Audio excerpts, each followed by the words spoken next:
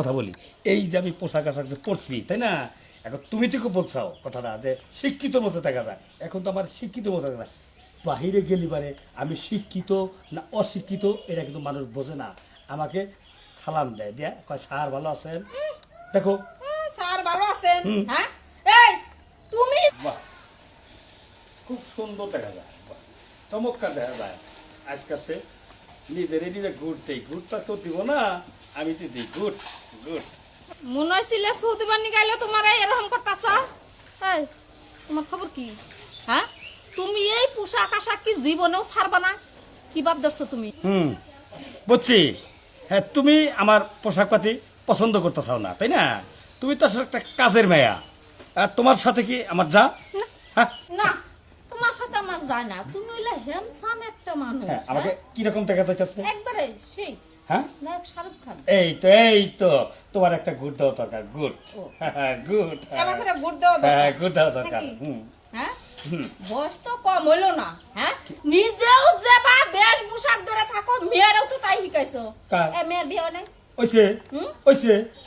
পরে বাড়ি থাকে না? হ্যাঁ থাকে, বিয়ে দিছি, পরে বাড়িতে থাকবো।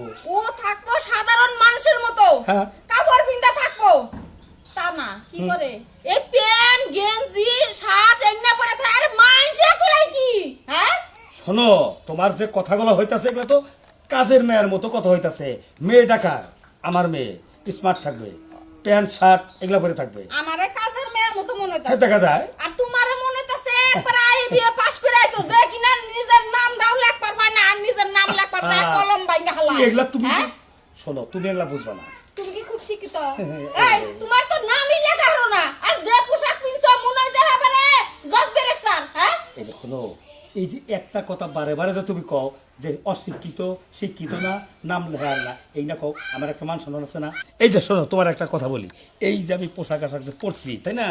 এখন তুমি তো বলছো কথাটা যে শিক্ষিত মতো দেখা যায়, এখন তো আমার শিক্ষিত মতো দেখা যায়। বাহিরে গেলি পারে আমি শিক্ষিত না অশিক্ষিত এটা কিন্তু মানুষ বোঝে না। আমাকে সালাম দেয়, দিয়া কয় স্যার ভালো আছেন। দেখো স্যার ভালো আছেন। হ্যাঁ এই তুমি যদি কালে মেয়েটারা ছোট থেকে লাই না দিতে তাহলে তোমার মতো মেয়েটা হইতো না, আমার ক্ষেত পাইতো। হ্যাঁ এই দেখো আমার বিয়ে হয়েছে না? হ্যাঁ হয়েছে। হ্যাঁ আমি কি কোনোদিন ওই থ্রি পিস প্যান্ট শার্ট পিনছি? তুমি তো পড়তেই জানো না, আমার মেয়ে তো পড়তে জানে, বাপেরটা দেখে মেয়ে শিখছে। ঠিক আছে এখন বুঝতাছো না, 2 দিন পরে যখন বেজাল বাজবো তখন সে বুঝবা মাসের কয় দিন। 2-3 পরে বোঝার কোনো দরকার নাই, আস্তে আস্তে মেয়ে জামাইরে এই ঠিক করা লাগবে। তোমার মতো তুমি যেরকম আমার মাইনে নিচ্ছাও। তাও ভালো যে একটা ভালো করে বিয়া দিয়ে হারো নাই, দিছো তো কামলার কাছে।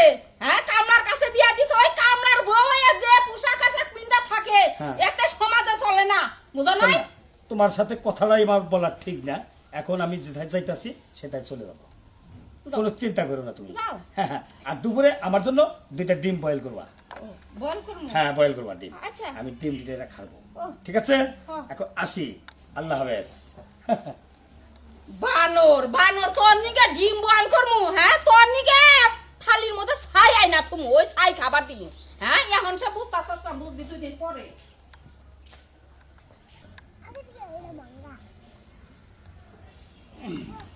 আহুল তাড়াতাড়ি আহো, আবার জান নাকবো, আবার আগুন নাকবো।